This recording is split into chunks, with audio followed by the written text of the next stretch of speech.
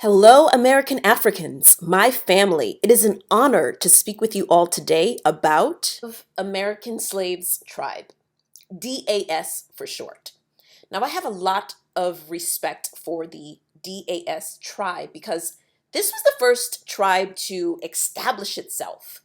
Mr. Norris Shelton, I honestly feel that he is a great Black American pioneer who has led the charge for all of us to follow in his footsteps. And some of us, like myself, we went a different way, but nevertheless, I wouldn't have come to where I am today and to who I actually am without Mr. Shelton's contribution. So again, I'm not trying to be petty, but I am going to go there. When people say, ADOS co-opted, they co-opted DAS in their platform because DAS came first. Now, again, I'm not saying that they actually did co-opt. I'm just saying if we're going to call anyone doing anything about co-opting, it would be that.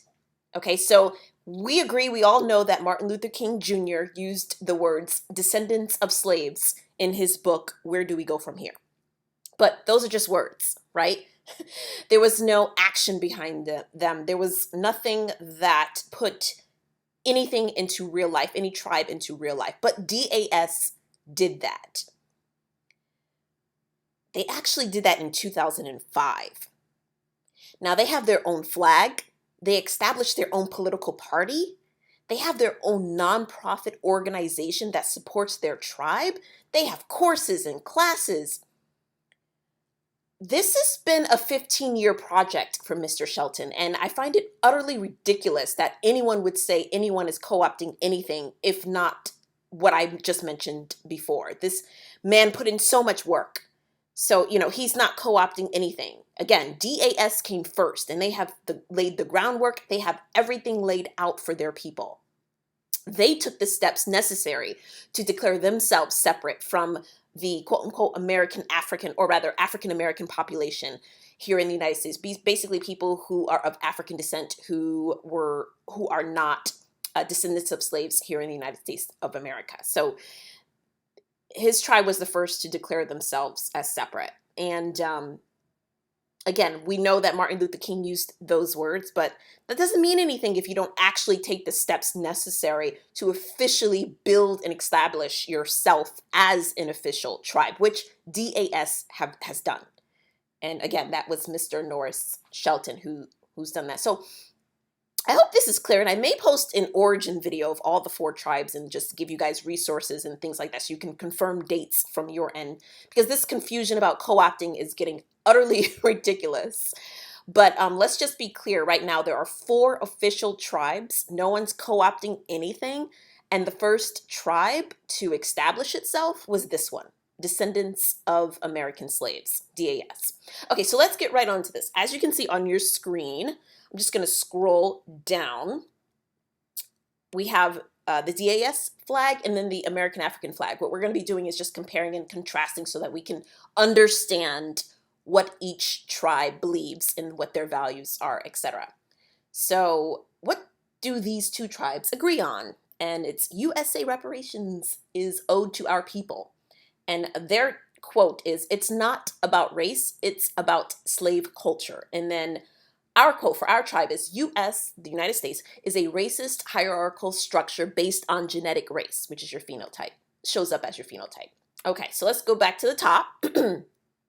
So let's see the differences. Okay, so DAS, they declare themselves to be American slaves. Now that is their official race and ethnicity from what they believe. And to be clear, they call themselves slaves because they follow the U.S. Constitution. So in the U.S. Constitution, Section 4 of the 14th Amendment, it uses the term slave to describe our people. So they believe that that's their official and legal way to describe their race.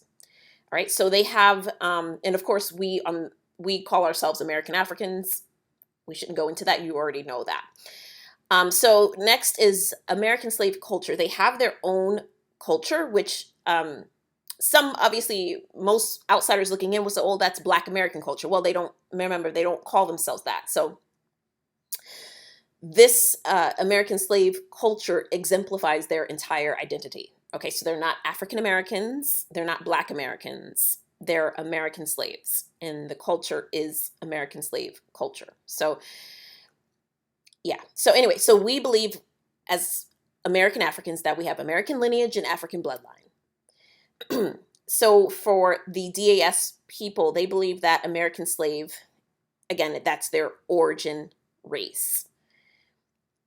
So to be clear, they don't consider themselves to be African, not even Sub-Saharan African in a sense of they feel that their people were born and bred out of American chattel slavery. So they were birthed into a new race, so to speak. So, and this is based on European colonization, business enterprise, and the intermix of the races. So obviously the original West Africans that came here, plus the Europeans.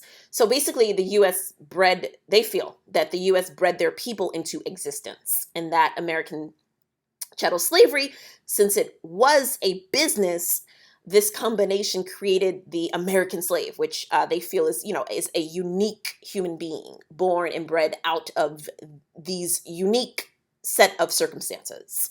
Okay, so clearly American Africans, we feel and we know that our race is Sub-Saharan African, and we're from West Africa, to be specific. Okay, so we're going to scroll down. So again, with their identity, slave, that's their identity, and they feel Black is a color. So again, that does not describe them. So for us, American Africans, we obviously go by Black because that's what the system has labeled us, and we really don't go outside of that when we're dealing with the system. We only go outside of that when we're dealing outside of the system. So yes, we are Black inside the system. Okay, so they have a nonprofit organization, and it's called American Slaves, Inc. And this nonprofit organization, they administer educational material, and all of this is to empower and enlighten their people.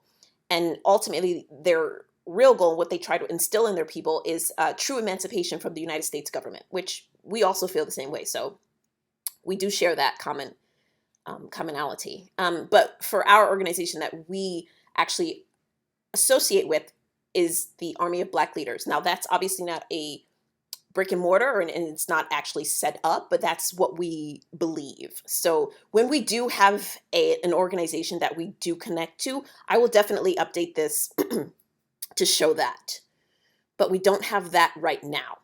So, okay, so with ASI, they have a membership fee, and they have a sign-up list and an ID card. And this is all so that they can keep track of everything and everyone, and that's that. So we're not an organization, so we don't have all of those requirements. So with the American Slaves, Inc., ASI, Renaissance Plan, the next step forward, that's their book that they go by. That's written by Mr. Norris Shelton. And basically, well, it's not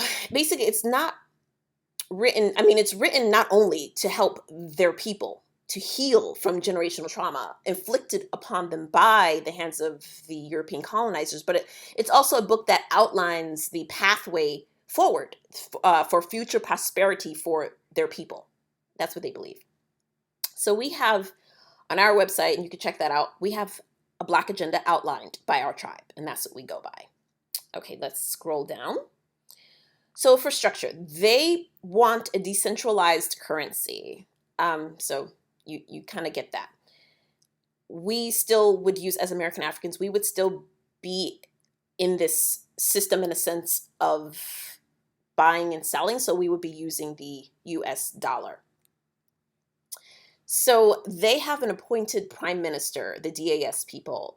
They're, so the prime minister of the American slave nation, his name is Dr. Gerald Higginbotham. Hope I'm saying that right. And he was appointed by Mr. Shelton. And Minister Higginbotham is, he's very determined to lead, their people to awakening into who they really are. So that's very admirable. And who they really are, they feel are American slaves. So they do follow the tenets outlined in that book, as well as another book called America's Little Black Book, The Birth and Birthright of America's Offspring. So um, that's what they go by. And I'll just skip down to the slave culture, history, business, education, and politics. Again, that's within that book as well. With American Africans, we have elected council members, they're member leaders, if you will. And we focus on all subject matters that we feel are relevant to our advancement of our people, which includes U.S. history, science, biology, military tactics, just a whole slew of topics. Okay, let's go down. So again, DAS has their own political party. Of course, they would need to expand on that, but that's what their goal is. So for us as American Africans, we actually participate in the voting process, and that we would want to vote our own into U.S. Congress so that they could represent us. So the ASI plan economically ushers in mainstream America. That's something that they believe in, that their plan will help them integrate into Americanness. And this is kind of where I have a little bit of confusion, because they seem to want to integrate further into Americanness, but then they want to be a nation in and of themselves. So that's kind of where I get a little bit confused, and maybe someone can put that into the comments section and explain that to me, because with their slave culture and their identity, they seem to want to be respected as sovereign American citizens. So are they their own nation, or do they want to be still Americans? See, I don't know that part, but maybe someone could explain that. So for us, for American Africans, we want sovereignty on our own land. So this is where our ancestors are born and buried. This is where we want to stay and remain and have our own, obviously, have our own land for us. So they go by the DAS movement, very similar to how ADOS go by their own movement. Just like in the previous video, we go by, as American Africans, we go by the reparations movement. We go by what's going on right now. So we're very laser focused. Reparations is what we're doing now. Who knows what we're going to be doing 10 years from now? It could be something completely different. But this is what we're focused on, and this is what we're putting all of our energy into. No other movement at all. Okay, going down. Integration. So yeah, so again, this is the confusing part. They do want to be further into the Americanness. And again, a little bit confusing, because if they want their own country and they want their own thing, why would you want to be connected to America? So, because like if American slave nation, which is what they're advocating for, is a sovereign nation, why would you want anything to do with America? So anyway, okay, that's okay. Anyway, so separate integration is what we want. We've already established that in previous videos. So for them, European Americans created the American slave culture. They want to help clean up their mess. That's what they honestly feel. I completely disagree with that. I don't think European Caucasians from America want to do that at all. But so for us, we need to separate out of this white psychopathic system. So that's what we want. We don't want to have to worry about our lives, our businesses, our assets. We don't want to have to worry about it. So we want to separate out of it through the separate integration model. Okay, so they have the American slave nation. Again, that's their sovereignty that they seek to establish. It's like a nation within a nation state to be exact. And they want to enact their own laws, rules, and regulations to enable them, I would say to legally conduct businesses with other countries, like all around the world. So they want to be their own independent dominion. Again, this is a little bit confusing in regard to just how it fits in with America. So for us, we want federally protected class status in our own land. Pretty simple.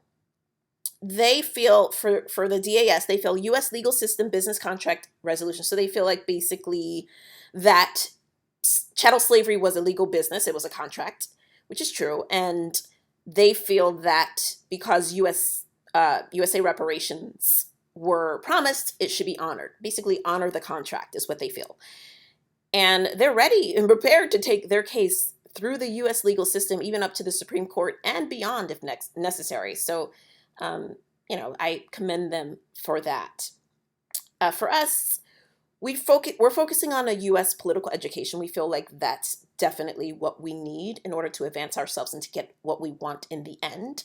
Of course, as I mentioned earlier, we mix that in with other subjects so that we're fully well-rounded in our education and curriculum so that we can take on politics the way we need to. All right, so with reparations, they feel everyone should be equally compensated. And of course, we've been over this before. We feel as American Africans, the higher West African DNA, the higher your compensation. That's based on science and logic and just social, psychological. These are all fact-based with regard to the compensation. Whether you agree or not, that's your own.